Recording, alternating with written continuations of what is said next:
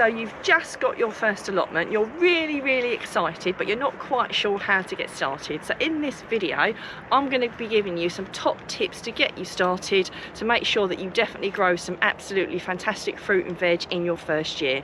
Now, I know I've already got a lot of regular followers that watch my channel.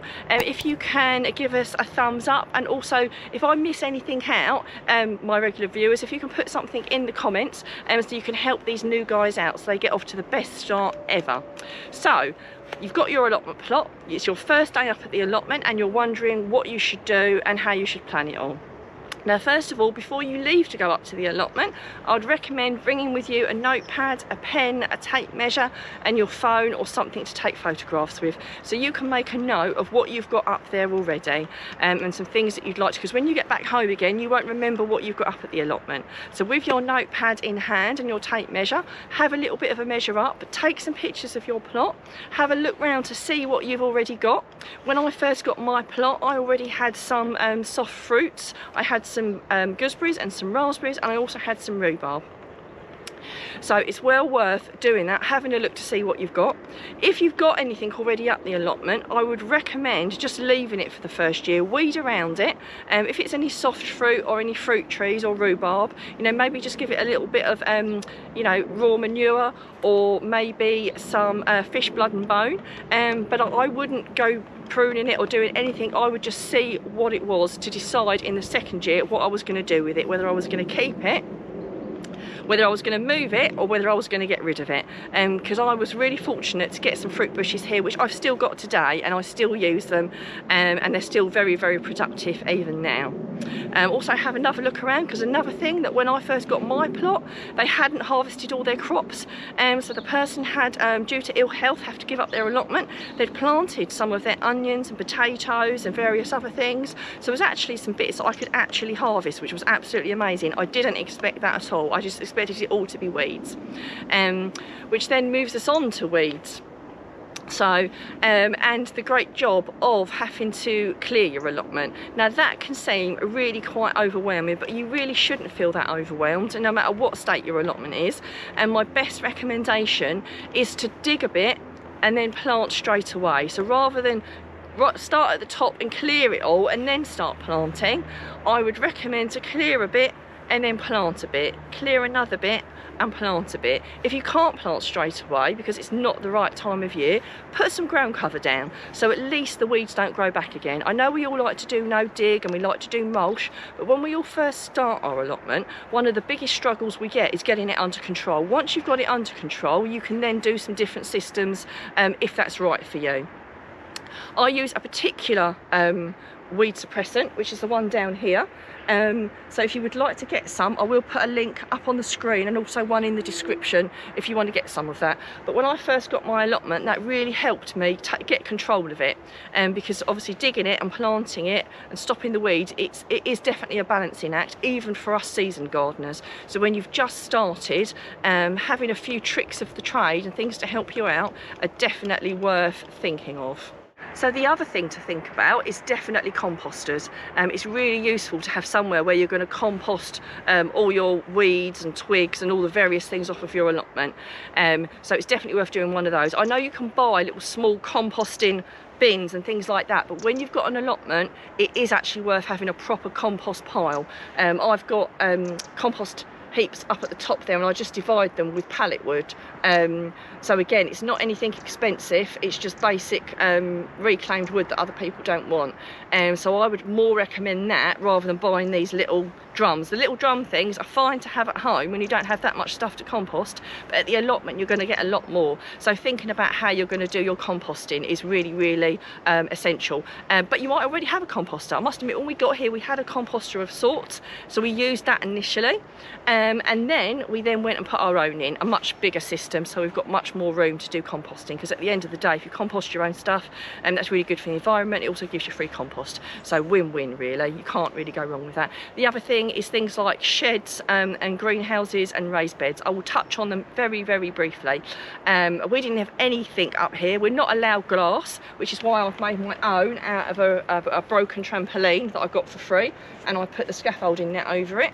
By no means essential to get something like a greenhouse. Quite a few years on we put this up, but we're not allowed glass here, and it's very, very windy anyway, even for other types, and this is really sturdy, which leads me on to sheds. If you haven't got a shed, it is worth getting one.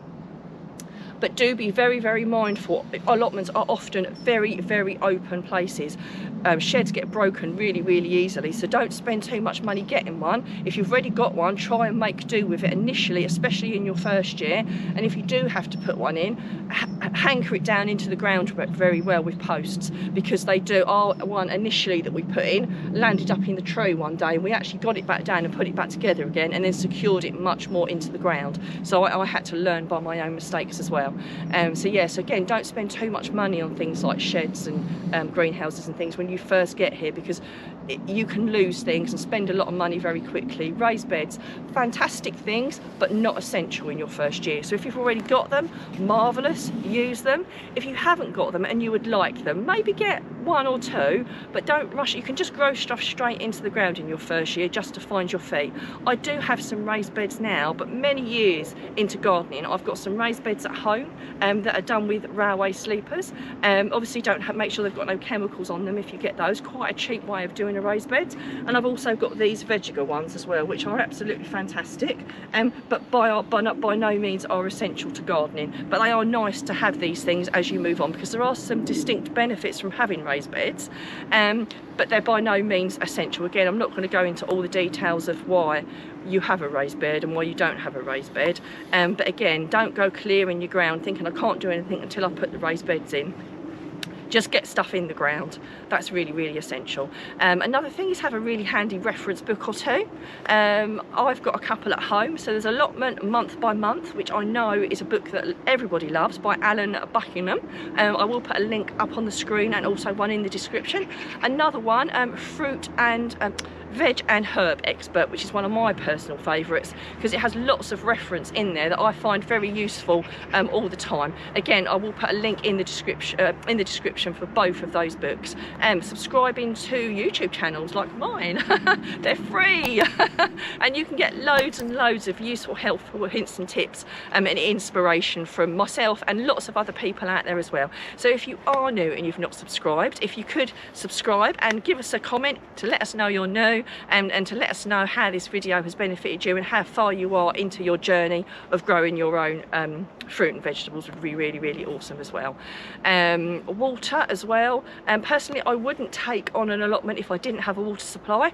We do have one down here, but if you haven't got a water supply and you need to be harvesting water yourself, that's something you do need to look into quite urgently. Like I said, most allotments do have water facilities. In fact, I'd be interested to know, actually, everyone who's watching, whether you do or don't have taps on your allotment and whether you have to do it yourself, because just curious, because I don't know how I would manage without a tap, because you'd have to have a lot of water storage. And if you haven't already got a spade or a fork, again, really, really, probably the two most essential bit of kits that you could possibly need. Get really good strong ones as well, none of these tiny little flimsy ones, because some of them on the market are not very good. So do try and source yourself a decent one. It's worth going to a garden centre or someone and actually looking at different types, because it's the kind of thing that you get one and you keep it for life. The idea is to get one that's such good quality that you wouldn't have to ever buy another one. The other thing is talk to other allotment holders. When I first got here, I made it even though I'd already been gardening at home and I come from a family of gardeners, I still made it my job to get to know all the different allotment holders up here, to get as many hints and tips off people and as much help as I possibly could. Because even though I had grown things at home and my dad had an allotment, I hadn't had an allotment myself, and they are so incredibly helpful to help you get off to a good start. Quite often, especially when I first got mine, I was quite young, they were falling over themselves to help me and to give me some hints and tips, so that's a really good resource. The other thing is, it's really, really easy to get caught up buying lots and lots of spangly things and spending lots and lots of money, and if that's what you really want to do, then that's absolutely fine. But from my perspective, I do my gardening on a budget, and I gradually buy things that I consider to be an investment. So what I would suggest doing is doing a little bit of a wish list. So write things down that you're thinking of getting and just get things over a period of time, especially when it's your first a year, the last thing you want is to feel like you've spent hundreds or even thousands of pounds in your first year and not got an awful lot back for it.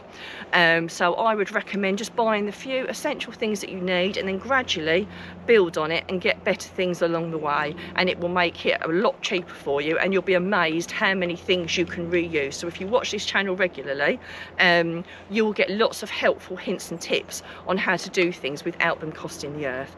And if you're really keen, just to let you know, every single month I always do a what to sew and allotment jobs, so you'll always get some really useful information. So you can go through my back videos if you want to, or you can wait for the new ones to come out. And if you're even more keen and you want to start building that composter that I was talking about, and how you do the composting, I have got a video on how to compost, so there's going to be a link up on the screen and one also in the description.